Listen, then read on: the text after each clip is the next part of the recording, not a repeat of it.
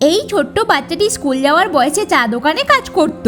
এটাই যেন তার স্কুল। খাবারের প্লেট ধুতে হতো। এই প্লেটগুলো হলো তার বই। জানালা দিয়ে যখন বাকি বাচ্চাদের স্কুল যেতে দেখে তার মনটা নিমিষে বিষণ্ণতায় ভরে যায়। তখনই মালিক হাঁক দিয়ে বলে, ওদিকে কি দেখছিস? এদিকে আয়, কত কাজ পড়ে আছে। এদিকেই ছেলেটি তার ঘরের ছাদ থেকে নিচের ওই চা দোকানটা দেখছিল কিভাবে একটা মাসুম বাচ্চা দারিদ্রতার কারণে শিক্ষা থেকে বঞ্চিত। চায়ের হাতা হলো তার কলম। আজকে ওই ছেলেটি দোকানে আসে। বাচ্চাটি প্লেট ওঠানোর সময় প্লেটে একটা জিনিস পায় আর সে ওটা লুকিয়ে নেয়। মালিক দেখে তাকে ডাক দেয় আর কি লুকিয়ে রেখেছে বের করতে বলে। বাচ্চাটি ভয়ে ভয়ে বের করে আর মালিককে দিয়ে দেয়। মালিক দেখে ফালতু জিনিস বলে ছুঁড়ে ফেলে দেয়। এই সবকিছু ওই ছেলেটি দেখছিল।